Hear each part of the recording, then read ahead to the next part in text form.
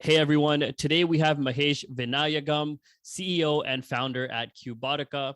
Now, Cubotica is an intelligent automation as a service provider that allows enterprises to create an automation ecosystem with solutions like intelligent process discovery and intelligent document processing.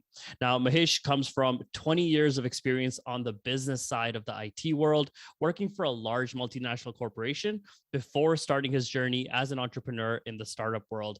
I'm very excited to dive into his journey and see what we can learn. Mahesh, welcome to the show. Absolutely. Hi, Shaheem, and thank you for having me. Oh, thank you for being on the show. So, Mahesh, let's dive right in. Let's talk about the founding story of Cubotica. Absolutely. Cubotica was started in 2017, and like you mentioned, I was with a multinational technology firm over 20 years. I grew up from an intern to be a leader in that firm. Kind of managing literally like a fourth of that company, Wow. about $300 million worth of business for them. And at the time, I was just about hitting 40, and I guess midlife crisis hit me or something. I thought like I should do something different. Everything was going right. As you might see in the book, Start With Why. You hear about how somebody just starts wondering about why we do it, why we are doing this. Everything is going well, the family is going well, the job is going well, but yet people are not happy. People like to do new things. That's exactly what hit me, and I'm like, everything is going right.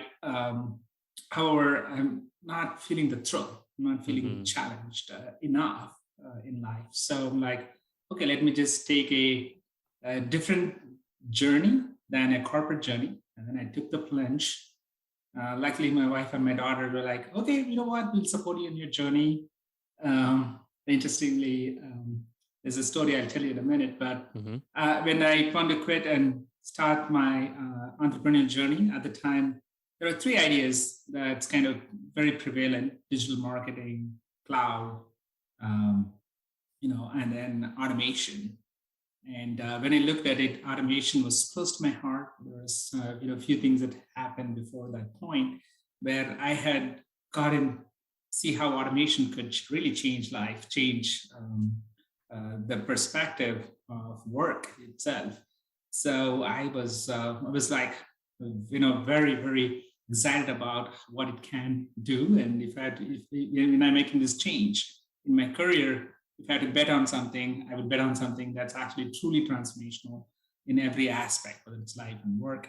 So I chose this automation as the topic. And then I was on a flight to New York, I remember, and trying to come up with the name of the firm. And like thinking Robotica, robotics, blah, blah, blah. And then maybe after a couple of Bloody Marys, I'm like, just slap a Q in there. And now actually, I'm just joking. It's basically, I thought, okay, something like IQ and robotics, and then I'll combine them together to make Cubotica. And it helps to, from a shape perspective, cube also represents mathematically, a lot of stuff. So it's a very interesting name. So I thought I picked that, and that's how Cubotica was born in 2017. Got it. So that's a pretty big leap, because typically when I'm speaking to founders, I'll see that, they've worked at a company for 5-6 years, then another company, and their career is progressing over 3 companies or so. And then they decide to kind of take the plunge. But you were at a company for 20 years. And so taking that plunge into the startup world, how did you how did you know you were ready or that you could do it? Like, how did you prepare yourself? It's a good question. Good question. So luckily around 2016, I think I won an award in early 2016 as the best salesperson or employee or something. I remember I was winning one of those awards. And as part of the award, my company sent me to Harvard. Right? They said, okay, you can go to Harvard for a course. Okay. Then, and in that course, I think I came across sales and strategy, and met with several execs.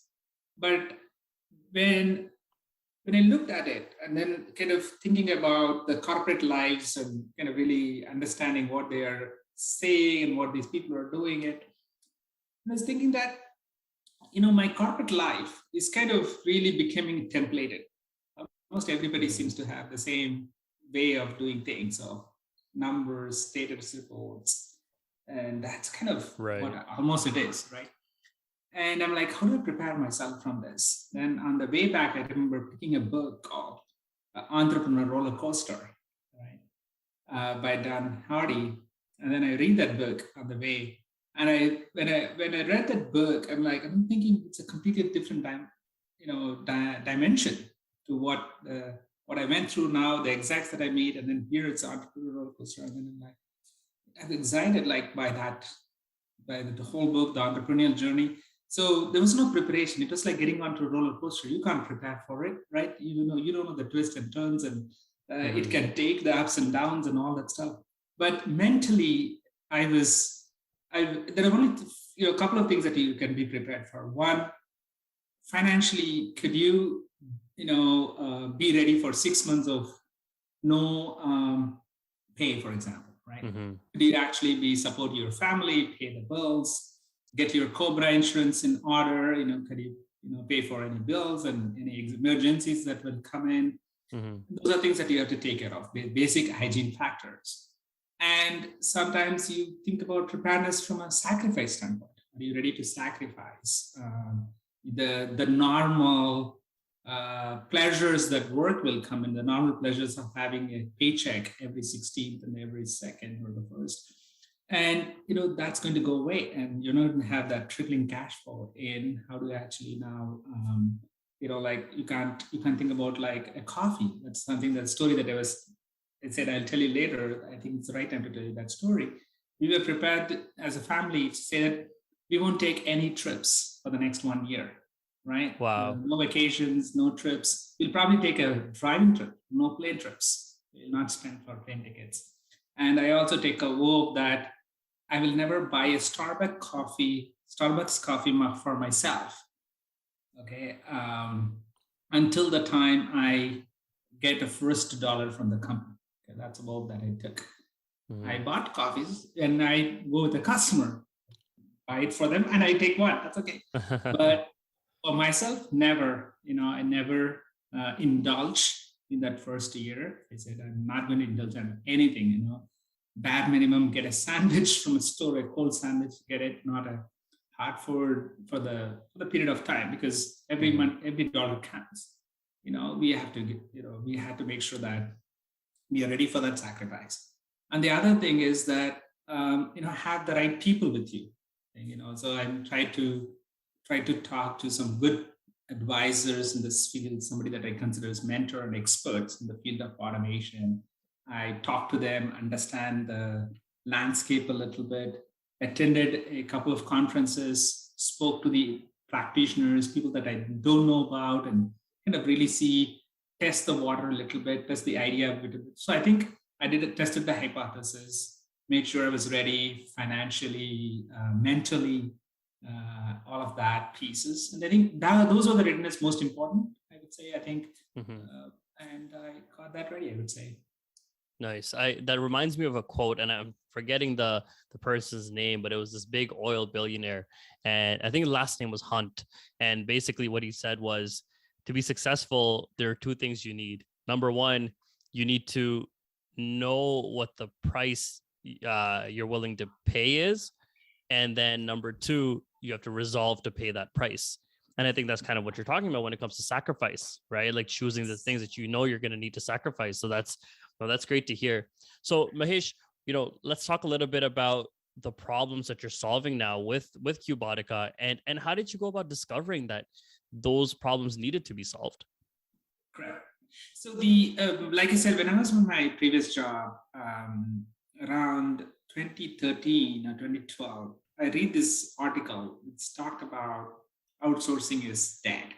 And I was in the outsourcing industry at the time. And then I'm like, oops, what is that? And then I read through that article. It talked about how robots and going to come in, automation is going to actually eat into the whole outsourcing industry as a whole and how robots can actually do a lot of the repetitive work that is going to happen that's happening right now, and then how to actually the automation will take away the repetitive work, and hence outsourcing is this. That was the hypothesis at the time, and I kind of was captivated by it. And when we were discussing in our leadership meetings, and the CEO talked about, hey, we are actually coming up with an automation platform, and I signed up to be a go-to-market leader. In fact, I participated in one of the hackathons myself. And although I was at the management cadre, I took a developer along with me, and I told the developer, do you know how to make PowerPoint presentation? And he goes like, I can make code, but do you like to? I said, yeah, I love to make presentation. I said, you're going to make the presentation and I'm going to make the code. I'm going to try what is this about. Obviously, I'm an engineer by heart, and we both combined together. And Harshal and I then, as a team, we participated in the event. And I think we won the first place in Americas. It was a global competition. Then we won that hackathon event on robotics and all that stuff. So for me, I think one of the reasons I chose it was because I knew this field and I had this experience of the platform, and I was a go-to-market leader. Then finally, I talked about how it can change lives, right? So I have to tell you this anecdote. I was around the same time, and I was trying to sell robotics and automation in my previous job. I was with a person in New York who was managing remittances for a very large financial organization. The meeting was around 4 p.m. or 3:30ish, I don't remember. But I was meeting with her, explaining how automation can help her and all that stuff, without knowing pretty much what she does. And then I see she was like, her mind was somewhere else, and she was a little bit agitated. And I'm like, hey, sorry, am I holding you back from somewhere? It's okay, I can actually meet you, later, or, I can cancel my flight. I was visiting, I can always do it tomorrow. She goes like, no, that's not what I'm worried about. I'm worried about my remittance report needs to come in, and the report needs to be finished by 4 p.m. or so. If I don't, I have to sit until like 11 p.m. before the end of the night. We have to process everything. Otherwise, we are going to face enormous fines. That's what I was worried about. I'm like, whoa, okay, well, you know what? I'm going to cancel the flight. I'll let you go and catch up with it. And we will sit down tomorrow to understand what you are doing. And then next day, I kind of returned back and I sat with her and kind of went through what the process was. And we figured there's a lot of manual processes that they were doing to kind of look up things and do all of this stuff. I'm like, saying all of this should be automated, lookups and going to other places and all that. And she goes like, hey, these are systems that we don't have control over. These are third-party systems, government systems, and postal office systems, and all of those things. We said like, yeah, that's what robotics is all about. It is automating that activity that the human does on a computer, and it can work on, it can access those third-party systems or things which you don't have control on, but it will access it as a human. That's why it's called a robot. And it will do exactly like the human does, navigate the screen, logging in and clicking stuff and all that, pulling information, and then we can do it. And fast forward 3-4 months, we went live with that implementation.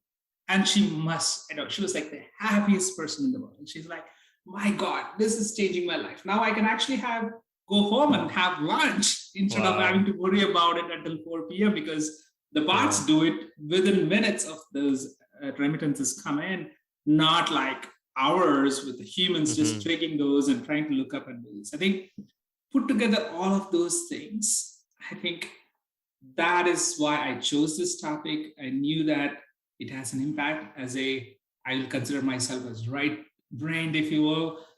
So for me, something that's more tangible, something that I can feel it. And, it's not like, I'm not a big data analytics kind of a guy where it is more like things that I cannot see much. Here, I could see the visible change and impact and all of that stuff. So that's why I loved it and I chose it. And I went through some courses and I did the hackathon. So was prepared on all aspects, go-to-market strategies, understanding at the coding level, understanding from the customer level. So I had a decent understanding of the subject area, so it was pretty easy to be prepared to start the startup.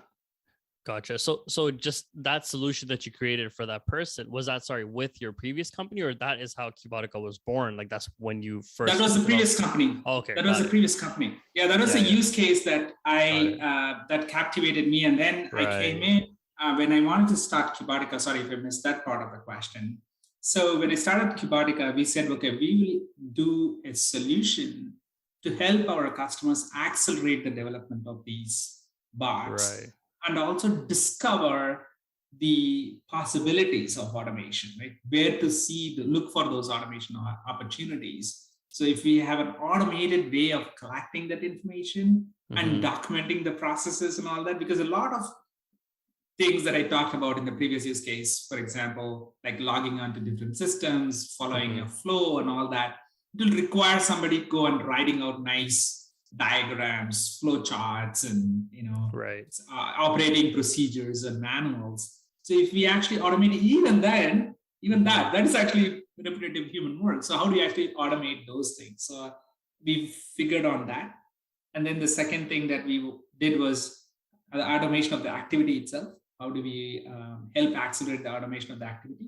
And finally, when a human activity is involved, right, there is a human content involved. So if you think about it, typically what happened in the enterprise is somebody sends a letter, somebody sends an invoice or an order form or some kind of a paper or some kind of form or a contract even.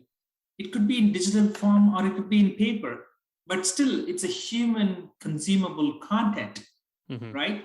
So that only a human can understand.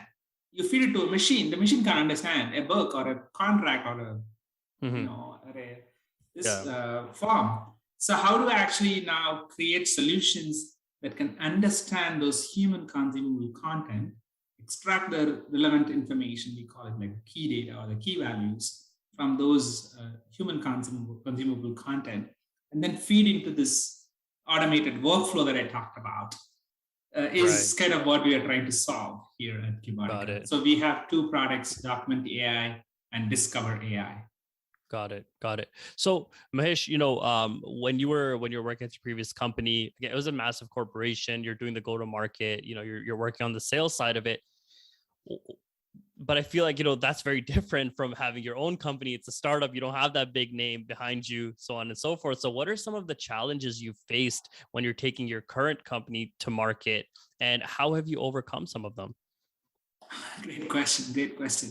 So I think the first 3 weeks, 3 months, maybe I would have been having all of that enthusiasm. I want to crack it.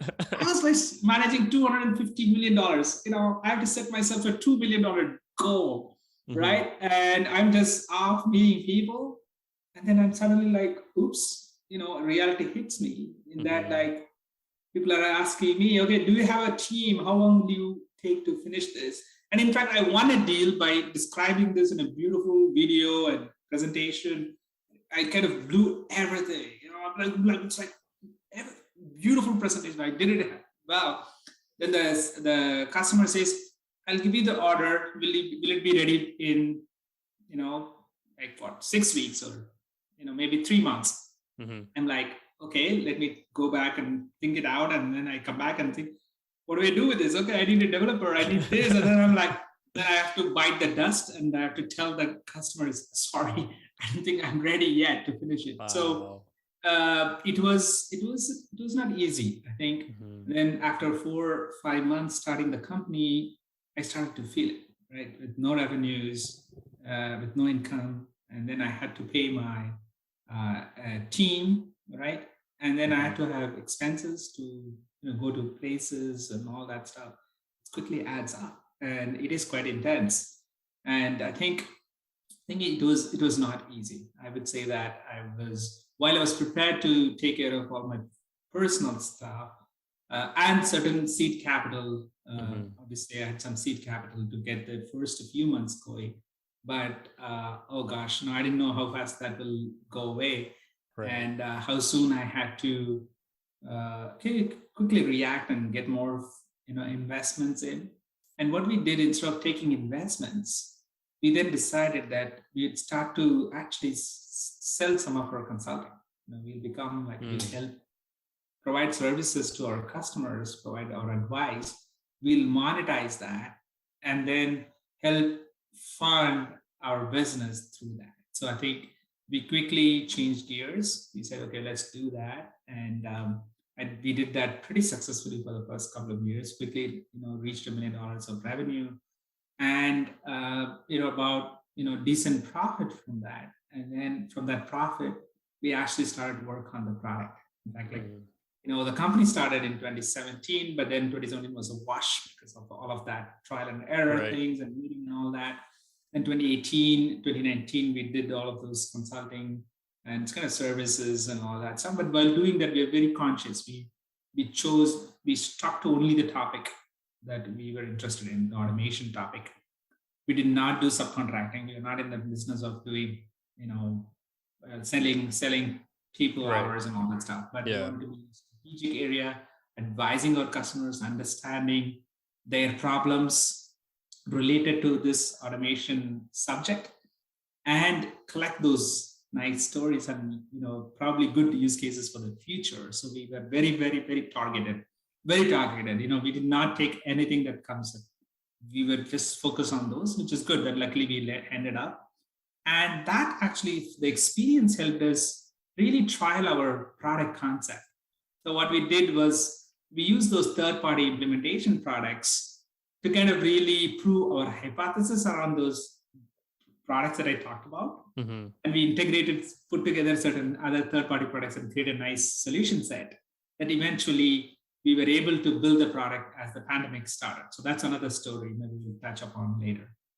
Fair enough. Yeah, that's challenging. I mean, yeah, because you said you set aside 6 months and 6 months flew by, no customers. Oh no, what are we going to do? Exactly. Oh, that's nuts. But hey, it's good to see, you didn't give up. You kept pushing and you were creative. You found a way around it. And you were able to fund it yourself to a certain point, right? So that's great. How do you see and actually, you know what? You touched on that COVID, right? Let's hear about that. Let's touch on that COVID. Then COVID happened. So what were you referring to there? Exactly. When COVID happened, the first month of 2020, we had the highest revenues from a services standpoint, right? So like customers loved our services component, and they were like giving us business like crazy. They're like, we are flying off to Las Vegas, Atlanta, New York, you call it, like, we were all over the US flying around and, making a lot of money, I would say. Quite a lot of money. Okay. And then we were saying, okay, I think we got our mojo, right? This is going to be the biggest year for us. And then COVID hits and customers cancel the contracts because our job was to go and sit with them to understand things, right? And we charge them quite a lot of money for it. But now everything gone virtual. So they're going to pay us. They're like, we could do it, with people from India, for example, or from anywhere in the world. Right. I would have to pay top dollars for you to come in. And then now the access to such people across became very easy. So everyone were able to provide the same service at a cheaper cost, sitting from the comforts of their home. And then we were like, I was thinking, what do I do? And I had a team of around 20 people at the time that we had assembled. And then I had two options, let them go to them. Like it was like, whatever it was, it came down for 1/5. Okay. Our revenues came down 1/5. And I had an option to let everybody off. Or I could actually do something else with the capacity, the 4/5 of the capacity that I have, the 15, 16 people, I could do something with them. I think about what should I be doing, and then I'm thinking about 2008 and 2009, what happened, when the crash happened. And at the time, I was in the financial services industry with a financial services customer. And then we were able to grow our team at the time because of two tactical things that we did. We said, when this happened, people were all losing jobs, and we were trying to give them jobs, or they were in New York, they were in high cost cities from San Francisco to other places. We actually offered them jobs and asked them to come to Phoenix, and they did come. And then because they were high quality people that kind of really relocated, our business grew at the time. So we were able to recruit when the market went down. Wow. And we got some top resources at lower prices, and then we were able to turn around. We doubled our revenue at the time in the previous job. They said, like, maybe that can happen now. Maybe we have to wait it out and see what happens. So I'm like, tell the team, like, hey, I'm going to do everything I can to protect your job, loaning myself from 401k, whatever profits that we had. We said, look, I'll take a bet on you. And 2 months into this, I thought, I'm going to create this product. We're going to make this product accelerated, get to market by the end of the year, right? Like I told you, like we had shelved the product a little bit. We knew what we were going to do, but we went into services. Now I use that opportunity to say, okay, let's now bring the product back. Let's build it and hard. And everybody signed up. And it was so nice. And because they were all stuck at home in a lockdown, going nowhere, they were working for me, like nearly double the productivity I had, like 16 hours. Oops. I hope nobody hears that. But again, nobody had anything to do. So they were all like happy to work for me a lot. And so we were actually able to build the product quite fast. And at the time, I should appreciate the Small Business Administration, the US government. The PPP loans came in, other loans came in, that kind of really, then I get like, hey, you know what? It's easy. I was able to, I don't have to worry about loaning myself or not paying them and all that. So these help me stay up and stay afloat. And I think when we took that risk, I didn't know PPP was going to come. I didn't know the emergency disaster loan was going to come. Without any anticipation, we took that step. But I think these things come in. I always say, and this is something that we wrote on the board on our startup in 2018 or 2017 even, is I wrote this, go for the vision, the money will follow, right? And exactly that's what has happened here also. We said, like, let's go for the vision, the money will follow. And I'm like, whoa, this is like, deja vu, like, I'm like, my goodness, this is great. So I think that was, that's how we survived the pandemic. That's how we took it on. It was high risk, high stake. But I think we got lucky at the end. That's a very inspirational story. I really like your perspective on things, where someone else might have folded, right? They might have given up, let's shut down shop. Let's go get a job somewhere. Let's make sure we're okay. You're like, how can we turn this into an opportunity? There's always a way, right? There's always a way. And so that's your mentality that you had. And I think that's really that's contributed to the success that you're seeing now. So no, I think that's great. And I think that's some of the founders that are listening in might be in that phase right now. They might be going through that. So I'm really glad that you shared that. Yes. Where do you see the future of automation going, robotic automation? Yeah, so I think future of work, what we are really doing here is participating in this global concept of future of work, right?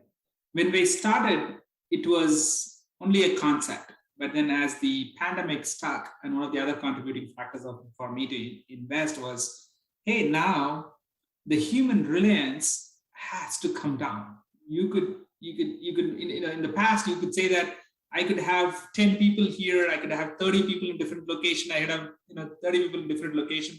Then my business continuity planning is there. If one location goes down, I have two other locations that I can fall back on.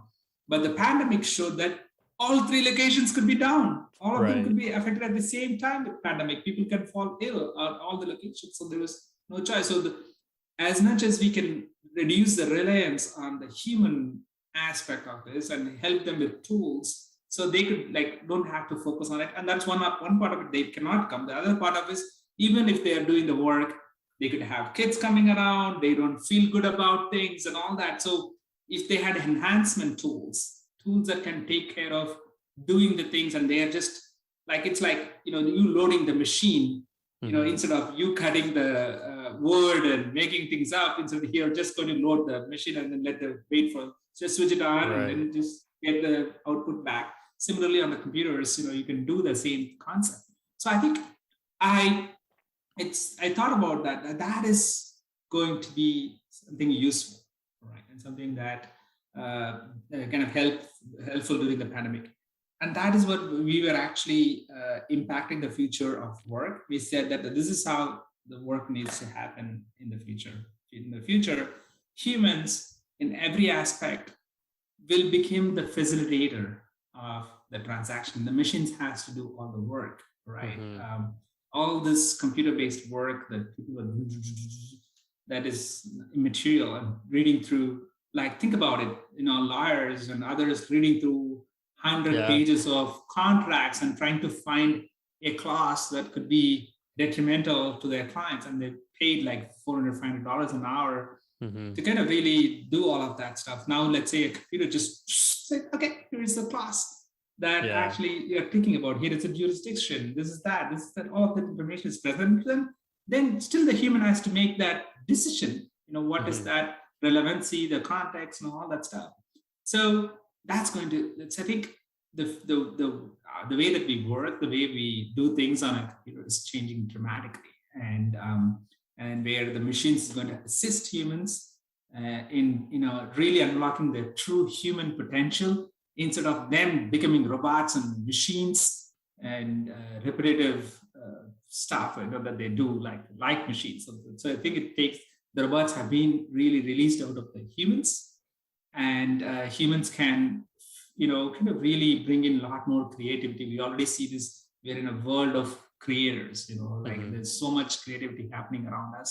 I think they should participate in that and kind of really promote work as a way of life instead of work is what is life is kind of scenario. We Right. just Right. celebrate work differently than it is today. Amazing. Thank you for sharing that. So Mahesh, as we wrap up here, what's one piece of advice you would leave to our founders listening in? Yeah, I think I kind of covered that before. Mm-hmm. Go for the vision, the money will follow. And I would say that's very important that we stay, we get set our sights high, and whatever that the vision we have, don't lose sight of it. When you go for it, there are going to be hurdles. There are things that will come on our way, and we have to think it through every situation. It's not like, again, I would be foolish to say that everything will be hunky-dory like we did. It won't be, right? You Mm-hmm. have to change pivots. You have to make some little adjustments on all that stuff. But the vision should be to whatever vision that you have. It is broad enough. And it could be just or it could be a step towards another, right? So consider that way, and whatever experience that you are getting in, you could actually translate into money. So even if the first initiative fails, the experience, the framework that you're bringing in, the connections that you will make, your mental preparation, all of those are things that you can carry forward to the next initiative. So nothing is lost, right? Money will always follow when we have the right vision. If you go for the money, then it is sometimes that we have to make mistakes and we'll make some decisions that may not be always right. Go for the vision, the money will follow. I love it. I love it. Thank you, Mahesh. If our listeners want to connect with you, where can they find you? Oh, great! And I am actually very active on LinkedIn. I love LinkedIn as a platform, and that's something that I'll tell my other co-founders or founders that are coming up. I think LinkedIn is a great platform from a business standpoint. So and I'm very active on that. So I'm on there, Mahesh Vinayagam. You can find me or find for Cubotica, and I should be there. Yeah, otherwise you can visit our website, cubotica.com, and we'll be there. Perfect. Thank you so much, Mahesh. It was great to have you on the show. Thank you, Shahib, for having me again. And I wish everyone a fantastic future. Thank you.